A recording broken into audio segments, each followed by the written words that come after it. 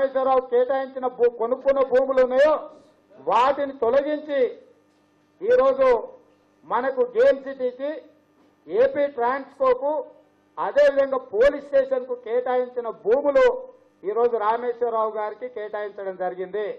మరి మెట్రో మీద మెట్రో స్థలాన్ని వాటికి కేటాయించడం జరిగింది. కేంద్ర ప్రభుత్వం ఇచ్చిన రాజపత్ర నేపథ్యంలో అక్కడ గేమింగ్ సిటీ కానీ లేకపోతే ఏపీ ట్రాన్స్కో సబ్ స్టేషన్లు కానీ పోలీస్ స్టేషన్ కానీ ఈ మెట్రో రైలు స్థలంలో నిర్మించడానికి వీల్లేదు. దీనికి సంబంధించిన మరిన్ని వివరాలు తొందరలోనే బయట పెడతాం. వాళ్ళకు జరిగిన లావాదేవీల వివరాలను కూడా తొందరలోనే వెలికి తీస్తాం. తప్పకుండా ఇందులో జరిగిన లోటుపాట్లు అవినీతి అక్రమాలను తెలంగాణ ప్రజలకు తెలియజెప్తాం. ఈ ప్రభుత్వాన్ని నిలదీస్తాం. భూముల వ్యవహారంలో బయటికి తీసినా నాకేం ఇబ్బంది లేదు. భూముల వ్యవహారం లోపల ఏం మాట్లాడినా నాకు ఇబ్బంది లేదు. ఆ భూముల వ్యవహారం మీద నేను కూడా కోరుతున్నా. రామేశ్వరరావుకి అన్యాయం జరిగిందని నేను అనుకుంటున్నా. దాని మీద ఒక ఆల్ ప్రో లీడర్స్ను ఆల్ ప్రతిపక్ష నాయకులను పిలువంటున్నా, హౌస్ కమిటీ ఉంటున్నా, ఎంక్వైరీ చేయమంటున్నా.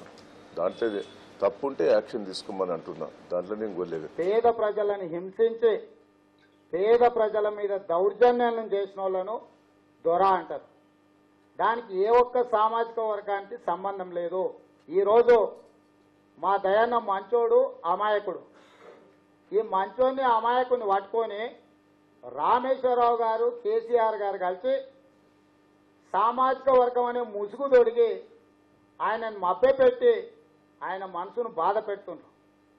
దయాకర్రావు గారైనా లేకపోతే ఇతరులైనా వెలమ సామాజిక వర్గానికి సంబంధించిన వాళ్ళు. దొర అనే టైటిల్ అది సామాజిక వర్గం కాదు. సామాజిక వర్గము వెలమ, దొర అనేది దోపిడీకి పర్యాయ పదం. ఎవరైతే ప్రజల సొమ్మును కొల్లగొడుతున్నారో, ఎవరైతే ప్రజల్ని దోసుకుంటున్నారో, ఎవరైతే అధికారంలో ఉండి అధికార దుర్వినియోగానికి పాల్పడుతున్నారో వాళ్ళని దొర అంటున్నామని చెప్పి స్పష్టంగా మా నాయకుడు ముందు నేను వివరించడం జరిగింది. మా దయన్న కూడా దాన్ని అర్థం చేసుకున్నాడు. కాకపోతే దొర అనే వెనకలనో రామేశ్వరరావు గారి పేరు అదేవిధంగా కేసీఆర్ పేరు చెప్పమన్నాడు. అందుకే ఈరోజు దయాకర్ అన్న విజ్ఞప్తి మేరకు వారి మనసును నొప్పించకూడదని కేసీఆర్ దొర, రామేశ్వరరావు దొర, మాజీ ఎమ్మెల్సీ దొర వాళ్ళ గురించి మాత్రమే ఈ పదాన్ని వాడుతున్నాం. కాబట్టి ఈ సమస్యకు ఒక పరిష్కారం దొరికిందని నేను భావిస్తున్నా. ఒక సామాజిక వర్గం పేరు పెట్టి, ఒక కులం పేరు పెట్టి తిట్టడం, ఇన్సల్ట్ చేయటం అని బాధపడుతుంది. నేను అడుగుతా ఉన్నా కిషన్ రెడ్డి గారిని, దేనికోసం విమర్శించాలి కిషన్ రెడ్డి గారు టీఆర్ఎస్ ప్రభుత్వాన్ని?